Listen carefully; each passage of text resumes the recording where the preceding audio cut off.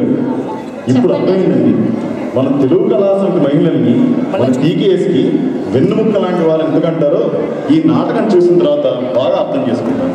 అవునండి, ఎంత చక్కగా చేశారండి. అతి తక్కువ సమయంలో అంటే 2 రోజుల్లో మనకి ఒక సందేశంతో కూడిన స్కిట్ని మనకి ప్రజెంట్ చేశారు. మరి చిత్రీకరించిన వారిని ఒకసారి ఆహ్వానిద్దామా? వేద గారు. మరి అందులో పాలు పంచుకున్న వాళ్ళు ఐశ్వర్య, పద్మావతి, కవిత, మానస, పల్లవి, వేదశ్రీ. ఇంకొక్కసారి మనందరం కలిసి చెప్పలేదండి, వాళ్ళకి అర్థమైందండి. అద్భుతంగా చేశారు, ధన్యవాదాలు. భవానీ గారు వచ్చేసింది, ఆ సమయం వచ్చేసిందండి. మన సభ్యులందరూ 1000 కళ్ళతో ఎదురు చూస్తున్న ఆ సమయం రానే వచ్చేసింది. పాటకు సంగీతం ప్రాణం అయితే సాహిత్యం ఊపిరి లాంటిది. తన తేనెల తేటల మాటలతో 3000కు పైగా పాటలకు తనదైన శైలిలో ఊపిరి పోసిన మన చంద్రబోస్ గారి స్వస్థలం వరంగల్ జిల్లాలోని చల్లగారిగా గ్రామం.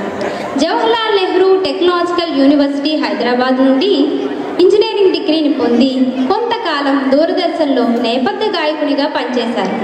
1995లో తాజ్మహల్ చిత్రంలోని మంచు కొండల్లోని చంద్రమా అంటూ చిత్రసీమకు పరిచయం అయ్యారు మన చంద్రం గారు.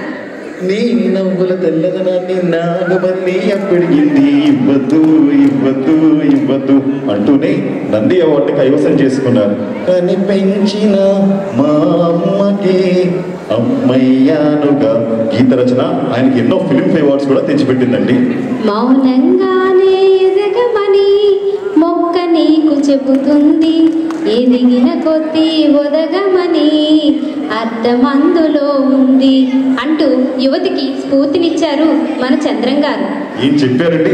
మౌనంగానే ఎదగమని మొక్క నీకు చెప్తాం, అంతేకాదండో పెదవే పలికే మాటల్లోనే తీయని మాటే అమ్మ అంటూ అమ్మ ప్రేమకు అక్షర రూపం దాల్చాలన్నా ఈ ఛాయ్ చటుక్కున తాగరాబాయ్ అంటూ సరదాగా రచన రాయాలన్నా ఈయనకే సాధ్యమండి. అందులో ఎటువంటి సందేహం లేదండి. తెలుగు భాష తీయదనం, తెలుగు జాతి గొప్పతనం అంటూ తెలుగు భాషతో మనకున్న సంబంధాన్ని అక్షర సుమాలతో లిఖించారు మన చంద్రబోస్ గారు. అంతేకాదండో రచయితగానే కాకుండా మన ప్రసిద్ధిగాంచిన టీవీ ఛానల్లో పాటలకు సంబంధించిన కార్యక్రమాల్లో వ్యాఖ్యాతగా, న్యాయ నిర్ణేతగా, న్యాయమూర్తిగా, మీ అభిమానం అందుకున్న రచయితగా, మీ హృదయాలకు చేరువైన రచయితగా మీ ముందుకు రాబోతున్నారు. మరి మీ శ్రద్ధ మన చంద్రబోస్ గారి వేదిక మీదుగా సవినయంగా ఆహ్వానిద్దామా?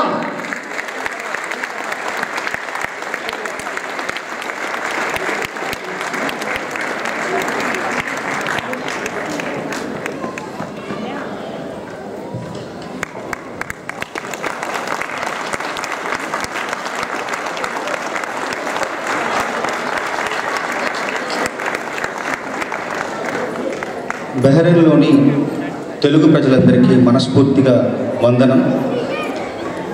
నేను చాలా దేశాలు విదేశాలనే సందర్శించాను. బహ్రెయిన్ రావడం మాత్రం ఇదే మొదటిసారి. నన్ను ఇక్కడికి ఆహ్వానించిన తెలుగు కళా సమితికి మనస్ఫూర్తిగా ధన్యవాదాలు తెలియజేసుకుంటూ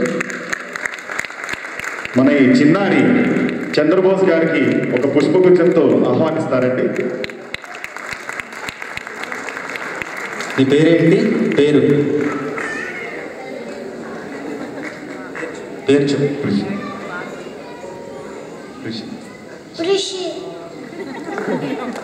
ధన్యవాదాలు కృషి. మీకు పెద్దలందరితో పాటు పిల్లలకు కూడా ధన్యవాదాలు తెలియజేసుకుంటున్నాను. బహ్రెయిన్ రావడం మొదటిసారి అని చెప్పాను. బహ్రెయిన్ చాలా అందంగా ఉంది, చాలా స్వచ్ఛంగా ఉంది. మీ అందరి హృదయాల్లాగే చాలా స్వచ్ఛంగా ఉంది బహ్రెయిన్ కూడా. ఇక్కడికి నన్ను తీసుకొచ్చింది, ఈ వేదిక మీద నిలబెట్టింది తెలుగు పాట, తెలుగు భాష. కాబట్టి తెలుగు పాటకు, తెలుగు భాషకు మనస్ఫూర్తిగా వందనాలు సమర్పించుకుంటూ క్లుప్తంగా తెలుగు గురించి 2 మాటలు. శ్రీశైలం, కాళేశ్వరం, ద్రాక్షారామం ఈ 3 క్షేత్రాలు త్రికలింగ క్షేత్రాలు. త్రికలింగమే త్రిలింగమై, త్రిలింగమే తిలింగమై, తిలింగమే తెలుంగమై, తెలుంగమే తెలుగయ్యింది. ప్రపంచంలో 2వ మధురమైన భాష తెలుగు. మొదటి